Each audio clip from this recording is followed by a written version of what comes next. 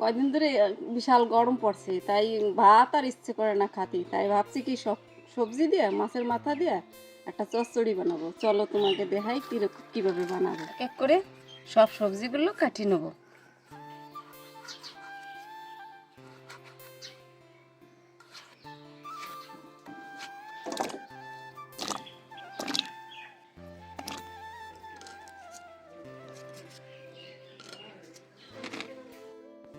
সব সবজি কাটিয়ে ধুয়ে নিয়ে আইছি, এখন এই যে আমি আগুনটা জ্বালাই দিছি।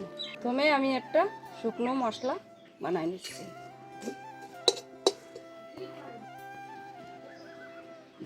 তেল তাকিয়ে গেছে, এবার নুন হলুদ মাখানি এই মাছটা এই যে ভাজি নেব। মাছ ভাজা হয়ে গেছে, এখন এই যে উঠে নিচ্ছি। ওই তেলে শুকনো লঙ্কা, পাঁচফোড়ন, তেজপাতা সম্বাদ দিয়ে নিলাম। একবারে সব সবজিগুলো দিয়ে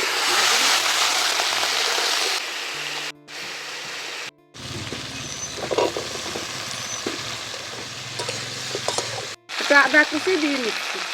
অল্প একটু জল দিয়ে নেবো সবজির মধ্যে।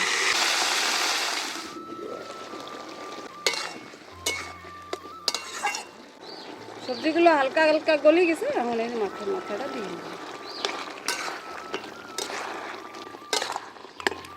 স্বাদের জন্য আমি একটু চিনি দিয়ে নিলাম। হয়ে গেছে আমার। প্রথমে যে গুঁড়ো মশলাটা বানাই নিয়েছিলাম সেইটাই যে এখন দিয়ে নেব।